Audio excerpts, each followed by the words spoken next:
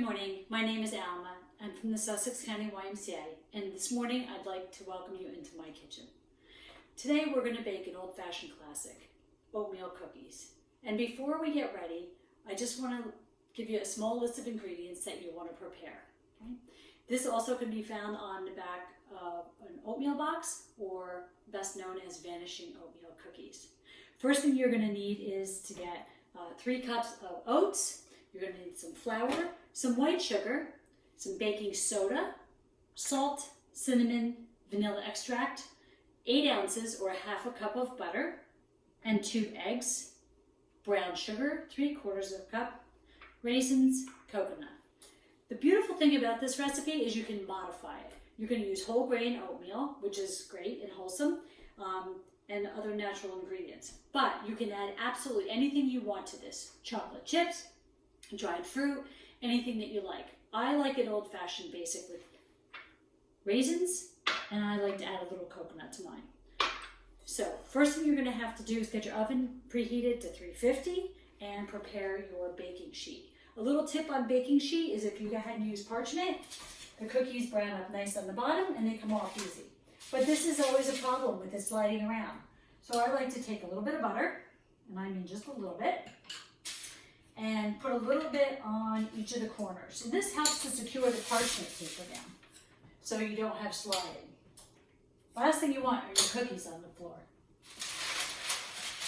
Okay, and we'll go ahead and secure that on, okay, so it doesn't slide. It's a little sticky. Okay. Next, we're going to prepare the cookie batter. We're going to need 8 ounces of butter. Room temperature is very, very important.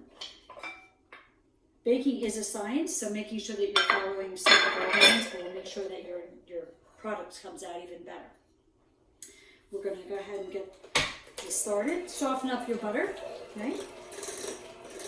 Blend it just a little bit. Okay. Once it's started, we're going to go ahead and add our sugar. I have pre-measured out 3/4 a cup of brown sugar.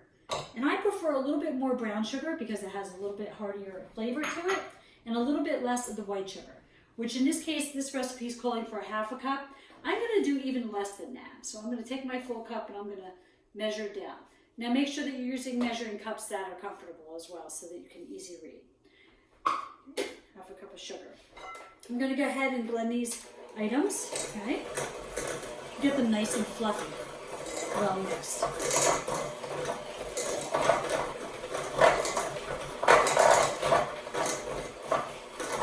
Okay, once they're blended, I'm going to start adding some of my other ingredients. I'm going to start with my eggs.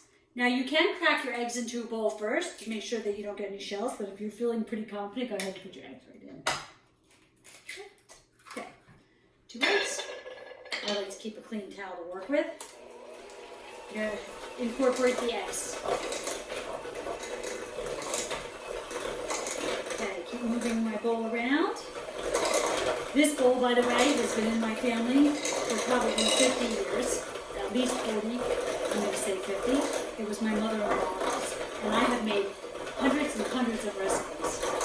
Okay, my eggs are blended really nicely with my butter. Show you my consistency. It's light and fluffy. Now I'm going to go ahead and add my vanilla. I love vanilla extract. So I'm going to go just a little bit over what they're calling for. 1 teaspoon is generally what they add. I'm going to give it just a little splash extra in there. Okay.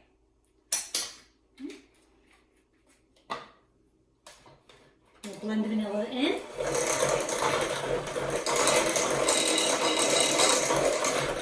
Okay. Clean your beaters off.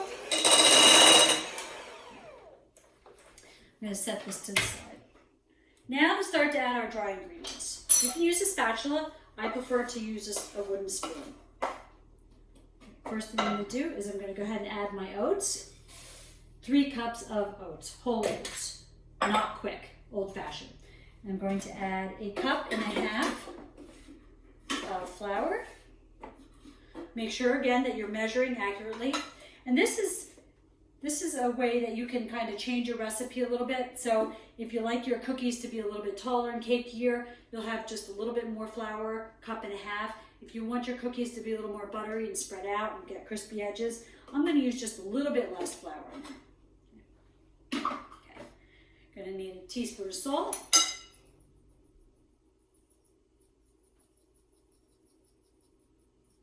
Salt helps to bring the flavors up and balances out the sugar. Okay. Baking soda, teaspoon of baking soda, very important. And cinnamon. Now, I like my cookies to have a lot of flavor to them. You can also add any additional spice that you'd like, but cinnamon's old-fashioned. I'm going to go ahead and put a hefty teaspoon of cinnamon in there. Like I said before, one of my favorites is adding coconut. You can also add dried cherries, apricots, dates, and some jumbo raisins. Now that I've incorporated, I'm going to go ahead and stir everything together. So simple, so delicious, so satisfying. The great thing too about these cookies is that they freeze wonderfully, so you can kind of portion out your cookies and make them last for a little bit. No need to eat them all in one sitting. Okay. Now that my oats and flour and other ingredients are incorporated, I'm going to go ahead and get this on my baking sheet. Now, I like a pretty hearty sized cookie, but you can make them any size you want, just depends on your baking time. Scrape this off. Go ahead and use my teaspoon here. Okay, everything is incorporated nicely. I don't want to over mix, I just want to bind all the ingredients together. Okay. Bring my baking sheet with the parchment paper liner, and I like to use an ice cream scoop. It helps me to keep things a little bit more even. Go ahead and scoop, and I'm going to do nice, generous size scoops. I like my cookies to have an old-fashioned look to them, so they're not all perfectly shaped. You can, of course, make them perfectly shaped if you'd like them round. You can also make these into bar cookies. My temperature has been preheated at 350. Finish scooping these on.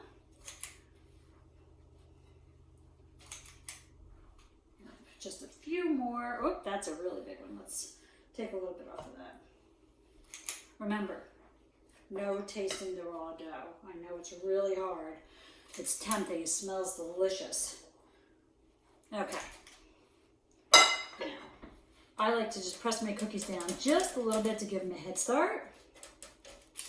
Yeah, that one's got a little crumbling. Okay. Make sure they're as even as possible. That one looked a little light. Okay. They're all set now in the oven.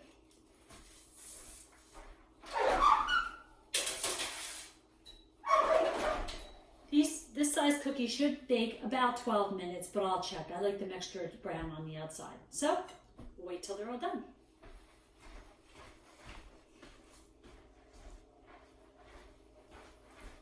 Okay, well the cookies have been in there about 6 minutes. They are larger, so we want to give them some extra time. It's really important that midway through that you rotate them to make sure that they're cooking evenly. Unless you have a perfectly calibrated oven, sometimes they don't cook. There's midway through. We're going to go ahead and turn the tray around.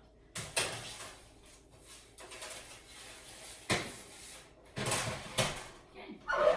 The timer's set, and we'll give them another 6 minutes. Meanwhile, while you're waiting, pick up a good book or clean up the kitchen a little bit. It goes quick.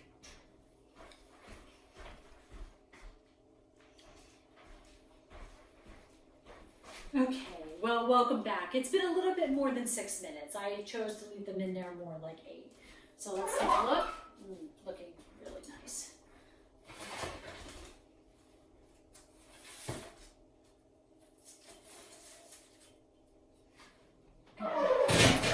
Oops, don't mind a squeak on my oven. It gets a lot of use. So now my cookies have come out. I'm going to go ahead and transfer them onto a cooling rack. See, they're all a little bit misshapen, have a nice old-fashioned homemade look. They smell delicious. Oh, I can hardly wait for one to cool. Okay, so I'm gonna get these cooled on the rack, and I'll get my last set on. Oh, there's a beautiful plump little race. I'm gonna put that aside. Okay, and we'll go ahead and get the last batch ready to go. Okay, again, nice big generous cookies. That way you don't feel so guilty when you only eat one.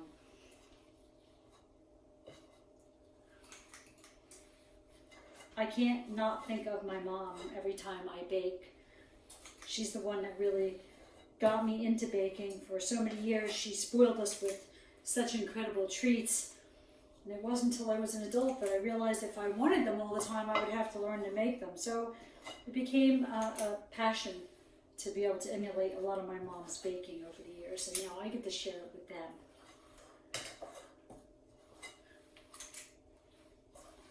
And holidays, of course, and celebrating special occasions are my favorite. Okay, so we're all set.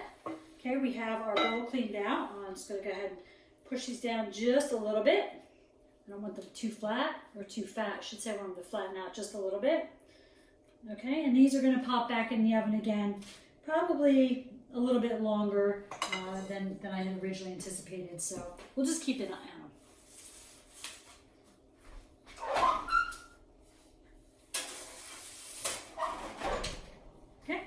Well, until those come out, we have some delicious, beautiful oatmeal cookies to enjoy. See the steam? I'll let that cool down a little bit. I can smell the fresh cinnamon.